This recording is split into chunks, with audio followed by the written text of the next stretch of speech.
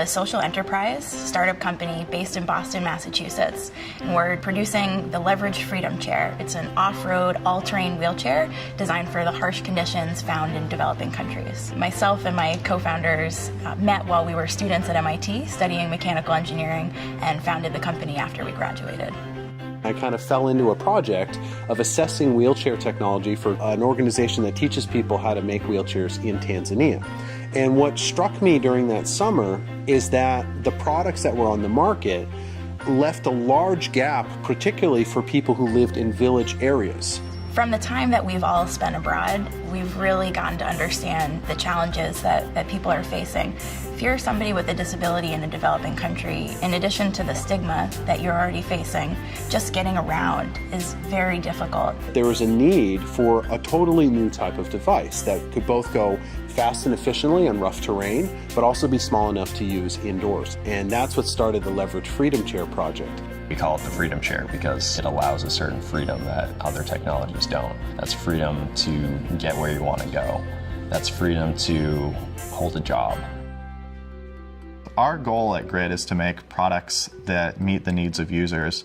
SolidWorks is a natural extension of that ideation process. We've got a design problem and functional requirements that we want to reach. We need it to be rugged. We need it to go off-road. We need people to be able to use this thing all day. A lot of the dimensions and features of a wheelchair are interdependent.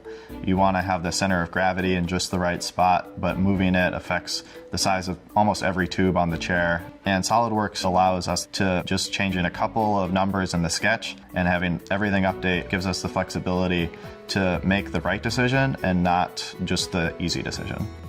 How could we make a mechanical system that would be kind of like a mountain bike for your arms, that could enable you to go fast and efficiently on flat ground, but give you enough torque, to climb steep hills in sand and mud? We could just have a lever system where we grab at different points on the lever to change the effective length of the lever. So if we needed to get a lot of torque and a lot of leverage, you grab high on the lever, you can go through mud and sand, and if you want to go faster, you grab low on the lever, and you can push through a big angle every stroke. As we were traveling across the developing world, we saw just how common bicycles were. Everything that moves on the LFC is a bicycle part. It's something that is really inexpensive, but also very precise. These are engineered products that are robust, they're meant for human forces. Knowing that they can just go to their local bike shop and get something fixed is really important to us. One of the parts that's going through a redesign right now is the seat of the wheelchair. The seat plate is made out of welded steel tubes. The issue, though, is that it requires a lot of labor to put together that we'd like to phase out as we move to higher volumes. And we've taken advantage of the SolidWorks sheet metal toolkit. We can get something that is really lightweight, really easy to manufacture. Instead of having something that was 9 pieces, we have something that's just a single piece. We're going through a new design process now to make a lighter weight, easier to manufacture footplate that we can use in the next generation of wheelchairs. So we've modeled this up to simulate the person transferring all of their weight on one side of the footplate. It's kind of a worst case scenario for us. Based on these FEA results with the high stress area along here and also kind of along the surface of the box extrusion, aluminum's great because it's lightweight, but in this case, we're probably going to switch this to steel. It'll be a much cheaper part. It'll also be a lot stronger. As an engineer, I like making things. I want to impact people.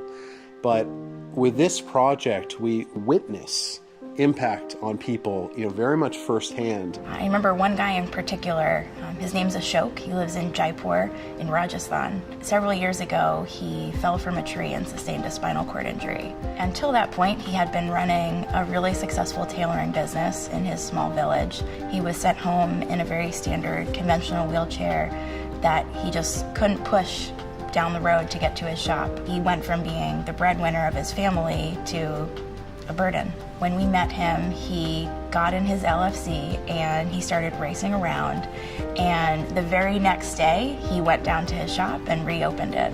He's back in business, he's taking care of himself and he's taking care of his family, and he's showing everybody how independent he is. For us to be a part of that is just amazing, and I want to bring that to as many people as we can.